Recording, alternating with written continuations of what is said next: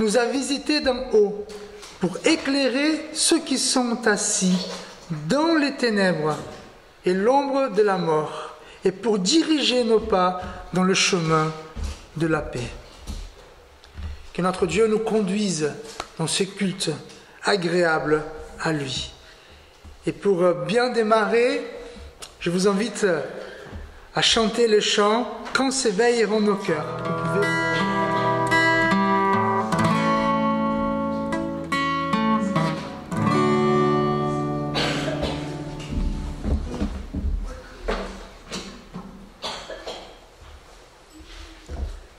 Prions.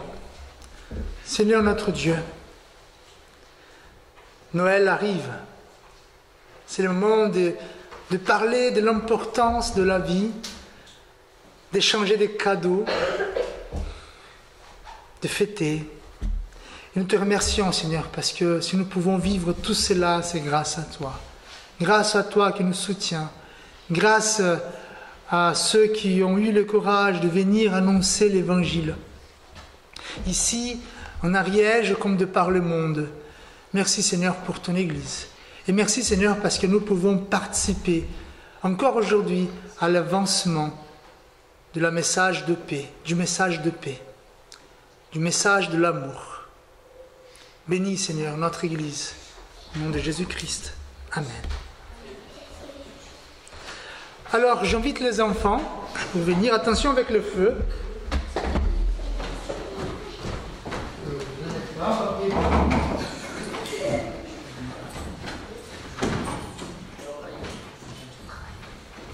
Pour ceux qui souhaitent venir, évidemment. Alors, nous sommes en train de préparer l'éveillé de Noël. Donc, on va répéter ce matin-là. Et on vous invite déjà pour l'éveillé de Noël au 22, dimanche prochain, à l'Ézère. Et la veille de Noël, au Mas des Temple du Mas, mardi le 24 à 8h. Voilà. Seigneur Dieu, merci pour les enfants.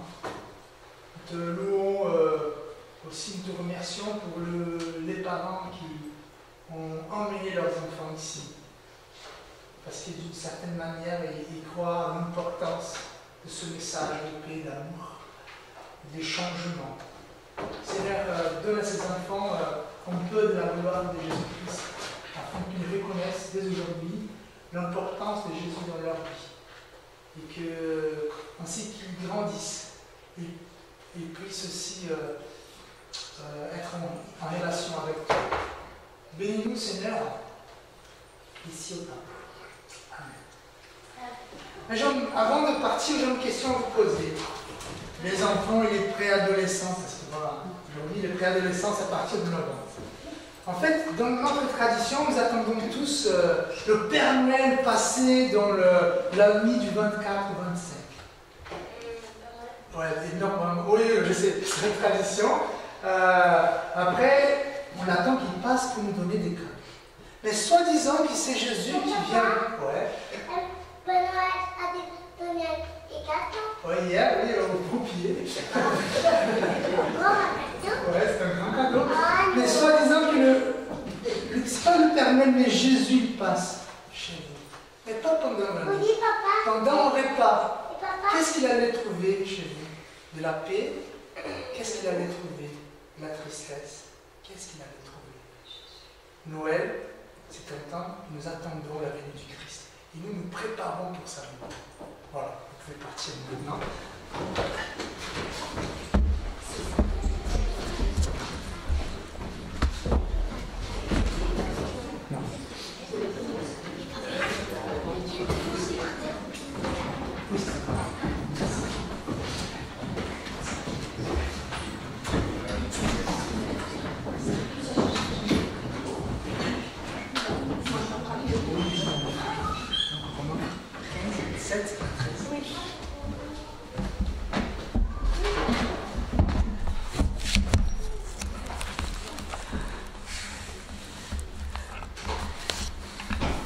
Je vais vous lire un passage de l'épître de Paul aux Romains, chapitre 15 à partir du verset 7.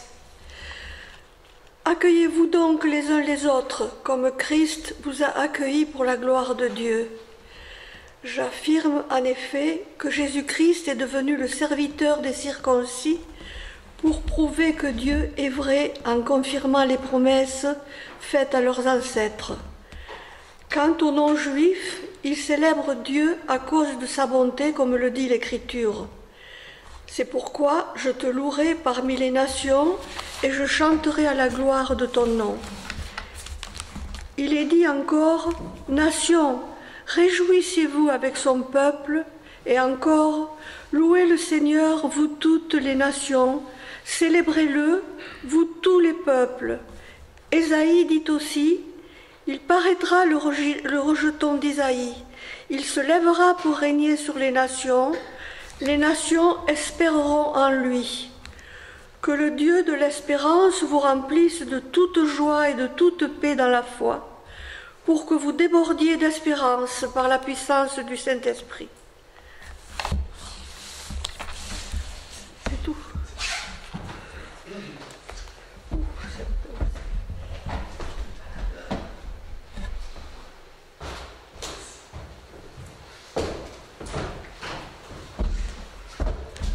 Merci Madame Soum.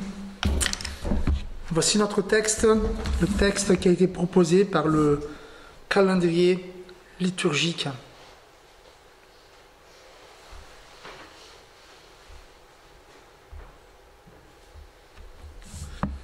Prions. Seigneur notre Dieu, nous voulons recevoir de toi une parole ce matin. Une parole qui nous encourage, une parole qui nous exhorte, une parole qui nous apprend à attendre Jésus-Christ. Une parole qui nous enseigne à vivre Noël de la meilleure façon possible. Amen.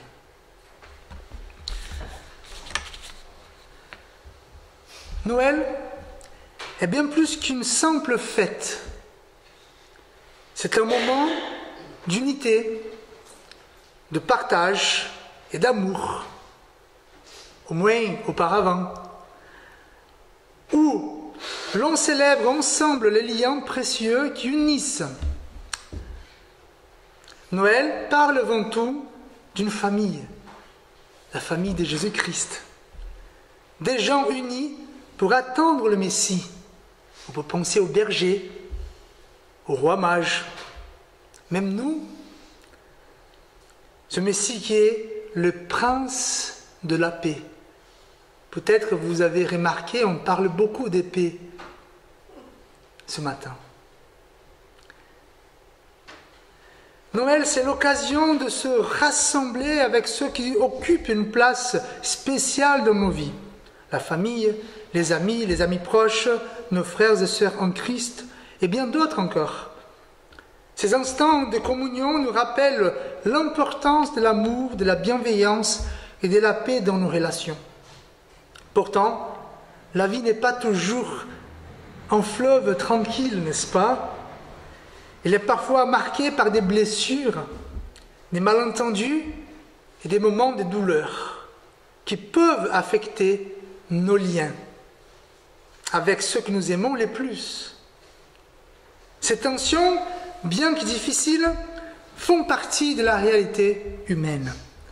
Noël, cependant, nous invite à dépasser ces obstacles, à tendre la main, à guérir les blessures et à réaffirmer l'importance de l'amour et du pardon, afin, quel est le but?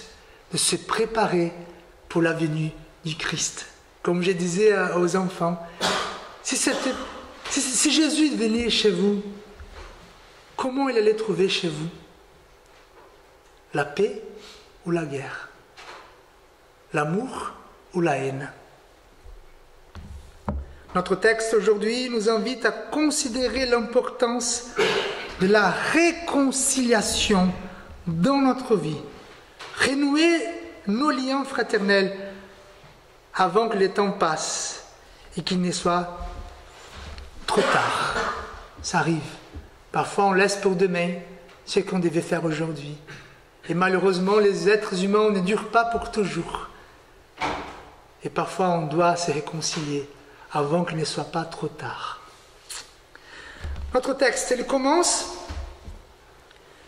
avec les paroles de l'apôtre Paul. « Accueillez-vous donc les uns les autres comme Christ vous a accueillis pour la gloire de Dieu. » Le mot peut être accueillez-vous, ça peut être recevez ou accueillir. Ça veut dire quoi? Ça veut dire une acceptation active. Quand Paul dit ça, il faut qu'on accepte l'autre. Une acceptation active qui intègre l'autre personne dans la communion. Ça va au-delà d'une tolérance. Quand Paul dit accueillez-vous, ce n'est pas la tolérance. Et pourquoi Paul dit ça? Pourquoi Paul va affirmer cela? Nous avons déjà une prédication en Romains 14 qui parlait de cette division qui s'est passée à l'église en Rome.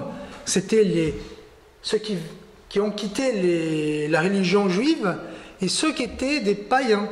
Après, païen, ce n'est pas un mot mauvais, hein, ça veut dire paysan. Ceux qui n'étaient pas à la ville, ceux qui étaient encore des adorateurs des dieux de la campagne, comme l'arbre, le ciel, tout ça. Et donc, c'est des gens qui avaient des horizons différents, mais qui étaient tous des vrais chrétiens. Et donc, il y avait une petite dispute entre ces deux groupes de personnes. Voilà. Soit disant qu'aujourd'hui, on reçoit un groupe de musulmans, chrétiens, ex-musulmans, qui sont de chrétiens convertis, mais qui ont quand même un arrière-plan totalement différent, oriental, qui commence à être avec nous. Évidemment, nous aurons des mœurs différentes, même si nous sommes tous des chrétiens. Et cette dispute, qui était au départ très simple, mais qui va prendre place jusqu'au moment que cette Église risque de se diviser à cause des différences. C'est pour ça que Paul va dire « accueillez-vous ». Ce n'est pas une simple tolérance vis-à-vis de votre prochain qui pense différent. C'est une réception active et intentionnelle. C'est pas simplement « ouais, je vais permettre à la personne là qui on n'est pas d'accord de s'asseoir à mon côté, mais je ne lui parlerai pas quand même ». Non, c'est pas ça. Ça veut dire « allez, on va faire des efforts pour accueillir cette personne ». Et l'exemple de Paul, c'est un exemple flagrant. Pourquoi? Parce que Christ a donné l'exemple. Christ a accueilli les Juifs et les non-Juifs en lui. Une grâce imméritée. Et dans quel but Jésus a fait ça? Dans quel but il a réconcilié ceux qui pensaient autrement? Après, il faut comprendre quand même, si vous regardez un peu les télés, il voit tous les conflits qu'il y a au Proche-Orient, c'est pas évident, hein. On ne parle pas des conflits, voilà, des gens qui sont simples. Il y a des conflits qui ont des racines profondes. Et donc, Paul, il dit, voilà, Jésus a réconcilié ce peuple. Dans quel but? Pour la gloire de Dieu. Pour la gloire de Dieu. Donc la réconciliation, la paix entre frères et sœurs, ça glorifie Dieu.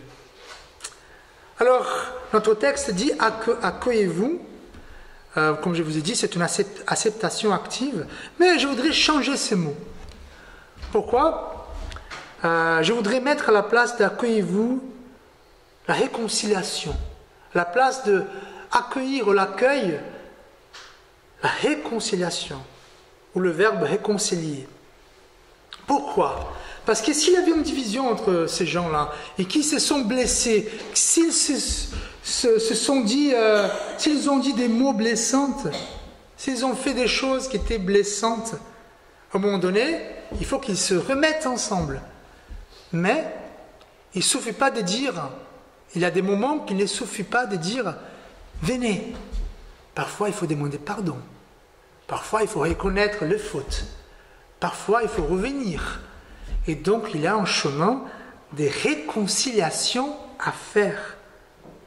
Parce qu'imaginons, pourquoi? Parce qu'imaginons ces gens-là qui ont été rejetés, qui ont été exclus, qui ont été profondément blessés par le mépris, par les jugements.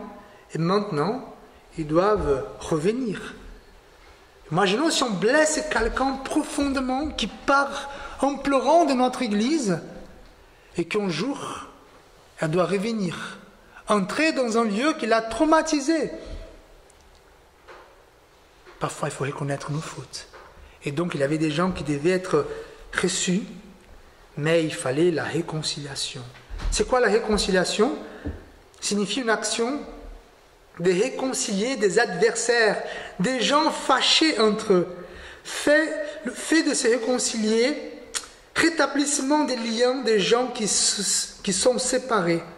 Réconcilier, ramener des personnes à la bonne entente. Rétablir entre elles des relations amicales. Alors, cette réconciliation que Dieu exige de nous en tant que chrétiens, c'est pour la gloire de Dieu. Pourquoi? Parce que, comme nous avons dit, Dieu nous a réconciliés avec lui par Jésus-Christ. Nous, qui étions ennemis de Dieu, c'est ça qui dit la parole de Dieu. Nous avons blessé, pas blessé dans le sens parce que Dieu ne peut pas être blessé, mais nous avons dit des mots blessants contre Dieu. Nous avons eu des actions blessantes contre Dieu. Mais quand même, Dieu nous a réconciliés avec lui. Il nous a acceptés tels que nous sommes. C'est ça qui dit Corinthiens. Et tout cela vient de Dieu qui nous a réconciliés avec lui par le Christ et qui nous a donné le mystère de la réconciliation. Alors peut-être que vous allez dire, ouais, mais pour Dieu c'est facile de réconcilier. Il n'est pas quelqu'un qui se blesse facilement, quand même il est Dieu. Ça a été très difficile. Parce que pour que cette réconciliation ait lieu, il fallait que Jésus il meure sur la croix. Ça veut dire, frères et sœurs, que la réconciliation n'est pas facile. Peut-être que vous êtes fâché avec quelqu'un de votre famille, quelqu'un qui vous aimait bien, un ami. Cela ne va pas être facile. Et donc, Jésus même, il a réconcilié les peuples qui s'opposaient, car il est notre paix. Éphésiens, lui qui des deux peuples n'a fait qu'un, et qu'il a renversé les murs de séparation, l'inimitié, ayant anéanti par sa chair la loi des ordonnances dans ses prescriptions, afin de créer en lui-même, avec les deux, un seul homme nouveau, et en établissement la paix, et de les réconcilier. Je ne sais pas si vous avez eu déjà l'occasion de faire tomber un mur. On ne fait pas tomber un mur avec les mains comme ça, c'est difficile. C'est déjà difficile de faire tomber un sapin de Noël, combien plus un mur. C'est pour ça que la réconciliation n'est pas quelque chose d'évident, mais c'est désiré. Et pourquoi devons-nous procurer et chercher la réconciliation à l'exemple de Christ? Parfois on peut se dire, bon, c'est le monde, c'est comme ça, hein. Les gens se fâchent entre elles, hein. c'est pas grave. Dieu, il le sait. Et donc, selon le texte, nous procurons la réconciliation pour être des serviteurs et pour avoir la miséricorde. Ainsi comme Jésus, le serviteur des Juifs, il est le miséricordieux envers les gentils. C'est ça que dit le texte, le verset 8. Je dis en effet que Christ a été serviteur des circoncis. Circoncis ici, ceux qui sont passés par la circoncision, ça veut dire les Juifs, pour prouver la véracité de Dieu en confirmant les promesses faites au Père. C'est le lien que Jésus va faire avec l'Ancien Testament. Après, Paul va parler des non-juifs, tandis que les païens, donc les paysans ou les non-juifs, ça dépend de la traduction, glorifient Dieu à cause de sa miséricorde.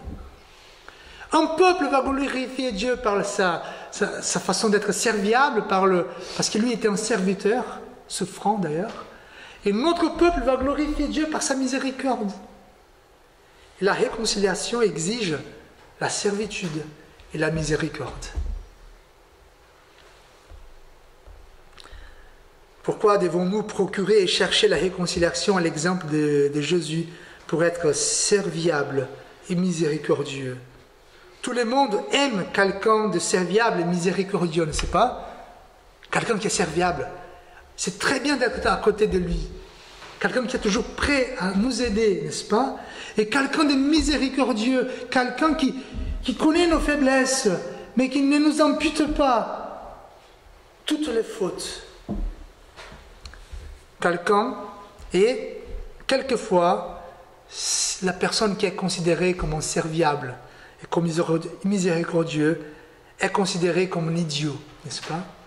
Et nous avons peur d'être idiots, n'est-ce pas? À moi, je vais me demander pardon, je vais chercher quelqu'un qui m'a profondément blessé, et moi je serai l'idiot de l'histoire. Qu'est-ce que dit la Bible?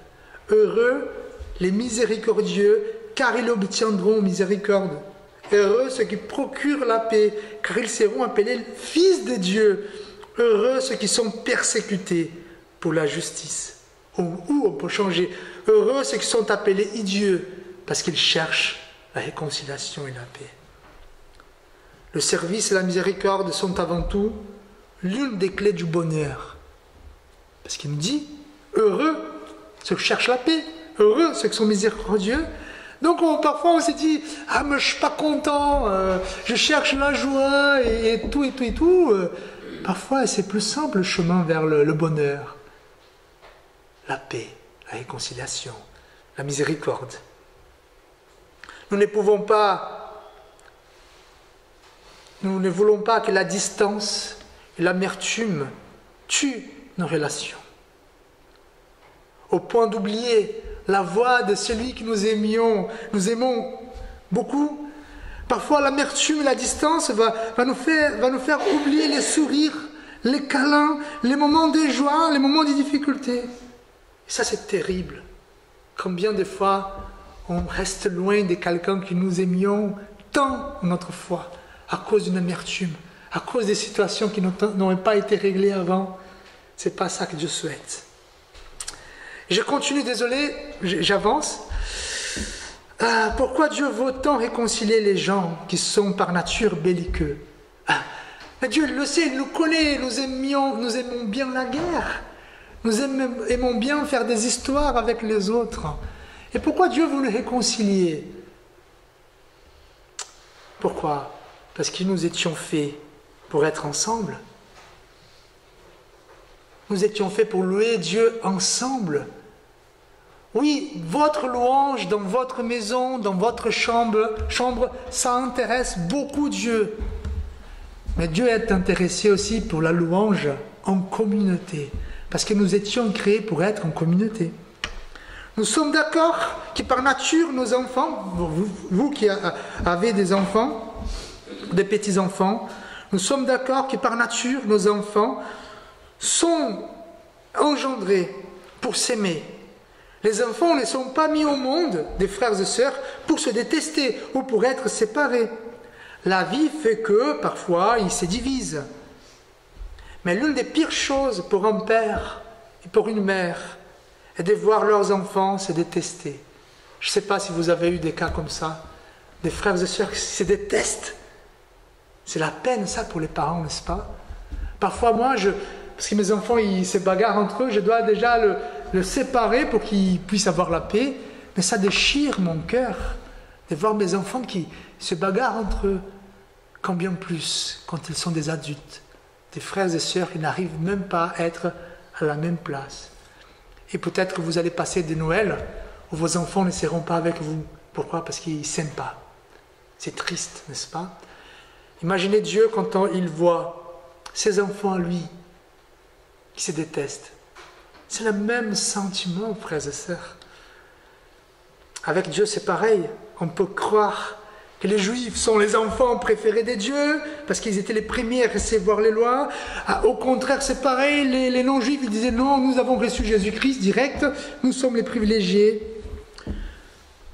Mais depuis toujours, Dieu a promis réconcilier toute l'humanité. Psaume 18, 49, je te louerai parmi les nations. C'est pas parmi la nation d'Israël, c'est pas seulement parmi la nation des Judas, c'est parmi toutes les nations.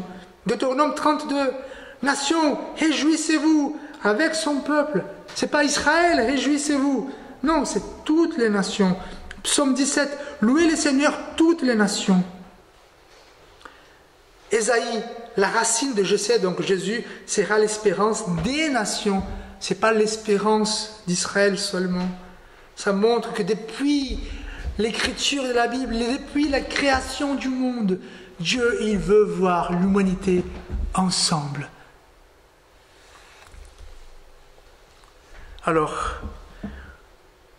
Jésus, il voulait obéir Dieu en toutes choses. Il a dit, ma nourriture est de faire la volonté de celui qui m'a envoyé et d'accomplir son œuvre. Et la volonté de Dieu était que les êtres humains, les peuples soient réconciliés. Il a fait le travail. D'abord la réconciliation avec Dieu, ensuite la réconciliation entre les humains. Alors évidemment, nous devons prêcher la réconciliation avec Dieu, mais nous ne pouvons pas faire grande chose, n'est-ce pas? Par contre, pour montrer au monde l'importance de la réconciliation, il faut d'abord que nous sachions nous réconcilier entre nous. Les amis, peut-être vous êtes en train de penser, oui, il faut se réconcilier avec le frère de l'Église. Oui, mais pensons d'abord à ceux qui nous sont proches. Là, c'est vraiment plus difficile. Ouais, parfois, on peut jouer au foot, là, on peut dire des choses qui ne sont pas gentilles. Et après, dire, oh, tu me pardonnes, allez, on va boire un coup ensemble. Ça, c'est simple à faire.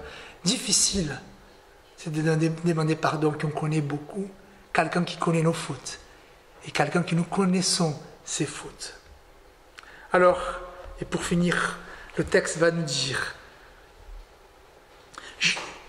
D'accord, je peux dire, je veux me réconcilier pour la gloire de Dieu, je veux être serviable et miséricordieux, puis je veux bâtir la paix où il y a la séparation.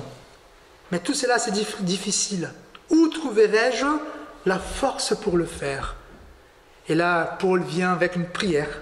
Que le Dieu de l'espérance vous remplisse de toute joie, de toute paix dans la foi, pour que vous abondiez en espérance par la puissance du Saint-Esprit.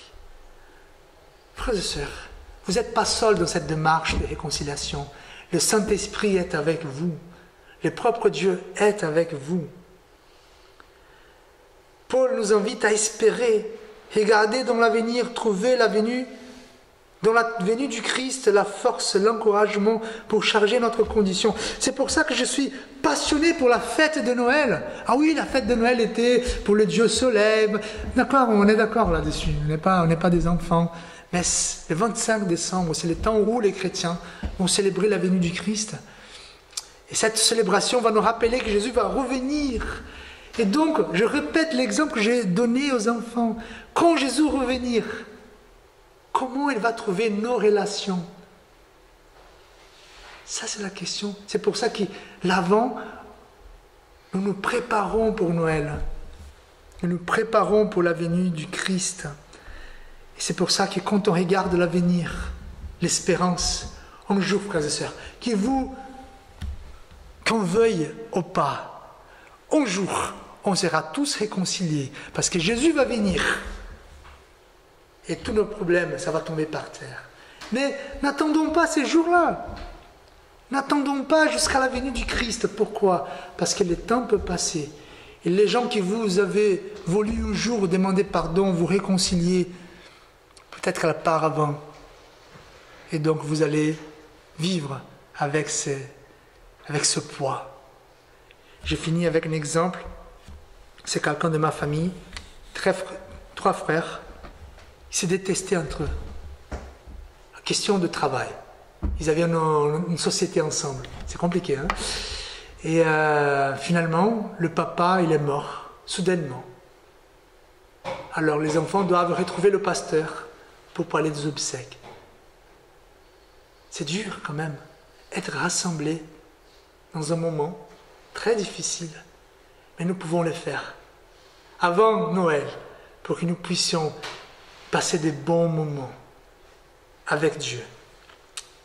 Je vous supplie, cherchez la réconciliation, pardonnez, demandez pardon, abandonnez la colère et l'amertume. Voulez-vous honorer Dieu pour Noël? Réconciliez-vous avec ceux qui vous aiment. Amen. Seigneur notre Dieu, c'est facile de dire, surtout ici sur les pulpitres. Mais Seigneur, je te prie, afin que ton Saint-Esprit nous donne la force pour chercher la réconciliation. Merci de nous encourager à vivre dans la paix. Au nom de Jésus-Christ. Amen. J'ai oublié de vous dire, moi j'ai imprimé un article, il y en a 10 sur la table là-bas au fond, un article qui parle de la réconciliation. Donc il y a 6 pages à peu près. Donc si vous voulez approfondir un peu votre réflexion sur la réconciliation, au fond il y a une table, il y a des impressions qui parlent de la réconciliation. C'est un article très intéressant. Alors, les annonces d'aujourd'hui. Bon, aujourd'hui, il y a une chorale à l'église catholique. Donc, il y a plusieurs parmi nous qui chantent là-bas. Donc, si vous pouvez venir, c'est toujours très bien. Normalement, c'est l'entrée libre. D'accord. Libre participation. Voilà. À 2h. 15h. Voilà. Donc, si vous êtes dans les coins, venez écouter les chorales qui sont très bons et beaux d'entendre. Jeudi, nous avons la réunion de prière. Pardon, c'est pas 20h, c'est 17h. Et l'étude biblique au presbytère à 14h30. Et le vendredi, bon, c'est le projet avec les enfants et les adolescents, préadolescents. Ben, on va répéter pour Noël. Après, là, c'est les informations les plus importantes qu'on va vous donner. Les veillées de Noël. Ah, ça passe vite, hein, quand même. Et donc, dimanche prochain, retenez cela et essayez de partager avec le plus de monde possible. Nous n'aurons pas les cultes le matin. Pourquoi? Parce qu'on souhaite bien que vous participiez à la veillée de Noël à l'Ézère. Donc, on n'aura rien ici, on va mettre des panneaux pour expliquer. Donc, pas de culte dimanche matin, mais un culte à l'Ézère, dimanche, 8h du soir. Voilà. Et dans le même élan, au Mas d'Asile, au temple du Mas d'Asile, mardi le 24 à 20h à notre temple. Voilà. Il y a des circulaires qui ont été imprimés. Si vous voulez prendre des circulaires pour donner à vos amis, n'hésitez pas, ils sont aussi sur la table. Est-ce que j'ai oublié quelques annonces? Non? Peut-être pour dire que les jeunes ont décoré le sapin avec Daniel hier. Oui. Ah oui, les sapins déjà, il est déjà au temple. Si vous voulez prendre une photo, c'est super joli, il est super beau. Merci à toute l'équipe qui est allée déjà couper les sapins. C'est super beau de voir, mais il y a un travail par derrière. Hein. Moi, j'y étais 2 fois, mais pour regarder, pour prendre des photos. Et là, les travailleurs qui travaillent beaucoup, merci beaucoup pour tout ce qu'ils ont fait. Il y a l'équipe de décoration qui a fait aussi son travail. Et même les jeunes sont venus pour aider. Donc, n'hésitez pas de prendre une belle photo au temple pour envoyer à vos copains et tout et tout. Voilà. Et merci Ariette d'être là avec les jeunes hier. Donc, ils ont mangé une bonne raclette entre eux. Ils étions à peu près une dizaine de jeunes. C'était beau, en fait, on a parlé aussi de la paix, en fait. De la paix? De la paix. La paix, d'accord. Sans savoir, en fait, que toi, tu prêches ce matin. Ah, d'accord. On a abordé le même sujet. Voilà, Dieu nous parle. Attention, les amis.